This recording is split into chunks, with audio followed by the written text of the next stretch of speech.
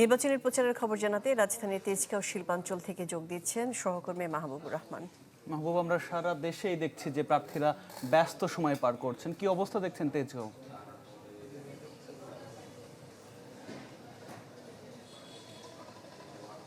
আতিক, নির্বাচনী প্রচারণা শুরু হওয়ার পর থেকেই সারা দেশের নেই ঢাকাতেও যে সকল প্রার্থী রয়েছেন তারা কিন্তু প্রচুর ব্যস্ত সময় পার করছেন এবং সকাল বিকাল এরপরেও সন্ধ্যা অবধি কেউ কেউ রাত অবধি প্রচারণায় ব্যস্ত সময় পার করছেন। আজকে আমরা বিকেল 3:30 নাগাদই ঢাকা 12 আসনের যিনি সাইফুল হক রয়েছেন, বিএনপি মনোনীত প্রার্থী বিপ্লবী ওয়ার্কার্স পার্টির, তিনি প্রচারণায় অংশ নিয়েছেন এবং তিনি নির্বাচনকে কেন্দ্র করে কালো টাকার যেই ব্যবহার, কালো টাকার ছড়াছড়ি হওয়ার একটি সুযোগ, এই আশঙ্কা তিনি করেছেন এবং তিনি মনে করেন যে এই কালো টাকার ব্যবহার নির্বাচনকে কোনোভাবেই প্রভাবিত করবে না। নাগরিকরা তারা সঠিক মানুষকেই তাদের ভোটাধিকার প্রয়োগের মাধ্যমে জনগণের সেবা করার সুযোগ দিবেন। এবং এরপরে আমরা গিয়েছিলাম সেটি মহাখালী ঠিক বাস স্ট্যান্ডের প্রায় কাছেই মেট্রোপলিটন হসপিটালের পাশে, ওখানে জামায়াত সমর্থিত যিনি প্রার্থী রয়েছেন সাইফুল আলম খান মিলন, আমরা সেখানে গিয়েছি। তিনি সেখানে একটি নির্বাচনী পথসভা করেছেন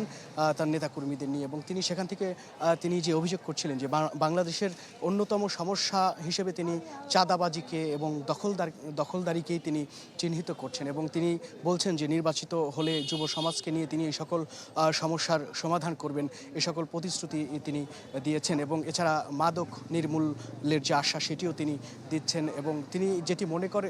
এবং আমরা আরও একজন প্রার্থী সবশেষ ঠিক এই জায়গায় শিল্পাঞ্চলের এই কলোনি বাজার এলাকায় সাইফুল আলম নীরব যিনি রয়েছেন, তিনি কিছুক্ষণ আগে এখানে একটি পথসভা করেছেন তার নেতাকর্মীদের নিয়ে। তিনিও ঠিক একই রকম মাদক এবং সন্ত্রাসমুক্ত ঢাকা এই 12 আসনটিকে তিনি গড়ে তুলতে চেয়েছেন। আতিক।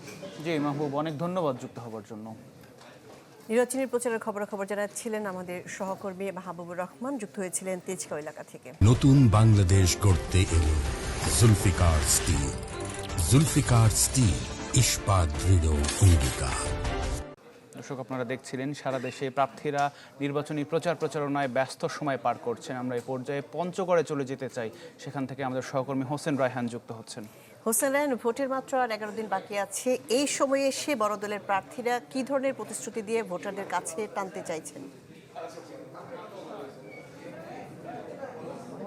শাহনাজ, আমি বর্তমানে অবস্থান করছি পঞ্চগড় জেলার আটোয়ারী উপজেলার 1 আসনের নির্বাচনী একটি এলাকায়। এখানে একজন হেভি ওয়েটের প্রার্থী আছে, 10 দলীয় ঐক্য জোটের যিনি প্রার্থী সার্জিস আলম, তিনি এখানে শাপলাকলি মার্কায় ভোট করছেন এবং সবচেয়ে উল্লেখযোগ্য বিষয় হচ্ছে এই যে এলাকায় আমি বর্তমানে অবস্থান করছি সেটি তার নিজ বাড়ির এলাকা, অর্থাৎ এখানকার মানুষ দীর্ঘদিন ধরে অবহেলিত। তারা আমাকে বলেছে যে এই অঞ্চলে উন্নয়নের কোনো ছোঁয়া কিন্তু এখানে লাগেনি। সার্জিস আলম এই আসনে এমপি নির্বাচন করার কারণে তারা স্বতঃস্ফূর্তভাবে তাদের পক্ষে কাজ করছে এবং তারা প্রত্যাশা করে যে এরকম একজন মানুষ তাদের জনপ্রতিনিধি হলে এলাকার সার্বিক উন্নয়ন এবং এলাকার মানুষের ভাগ্যের যে উন্নয়ন সেটি বাস্তবায়ন করতে তার দ্বারা সম্ভব, এরকম প্রত্যাশা মানুষ করেছে।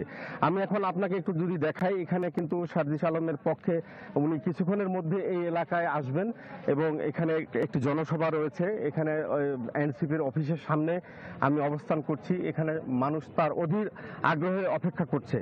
তো আমি যেটি জেনেছি এখানকার মানুষ আশা করে যে সার্জিস আলমের মতো একজন মানুষ এই এলাকায় নির্বাচন করলে এই এলাকার আর্থসামাজিক অবস্থার উন্নতি হবে। আমি একজন সংগঠনের একজন মানুষের সাথে কথা বলবো। আপনি তো এই এলাকার মানুষ, আপনি কি প্রত্যাশা করেন? আমি অবশ্যই ভালো প্রত্যাশা করি। আচ্ছা, উনি এখানে প্রত্যাশা করে যে প্রার্থী যদি এখানে নির্বাচিত হয় এই এলাকার মানুষের উন্নয়নে তিনি কাজ করবে। ইতিমধ্যে সার্জিস আলম এলাকার বিভিন্ন সামাজিক প্রতিষ্ঠান, শিক্ষা প্রতিষ্ঠানে সরকারিভাবে বিভিন্ন সুযোগ সুবিধা গ্রহণ করেছেন, এই এলাকার মানুষের জন্য তিনি নিয়ে এসেছেন এবং এলাকার মানুষ প্রত্যাশা করছে যে তিনি নির্বাচিত হলে এলাকার সকল সমস্যা তিনি দূর করবেন। তো শাহনাজ। জি হোসেন রায়হান, আপনাকে ধন্যবাদ। আমাদের সহকর্মী হোসেন রায়হান যুক্ত হয়েছিলেন পঞ্চগড় থেকে, জানাচ্ছিলেন নির্বাচনী প্রচারণার খবর।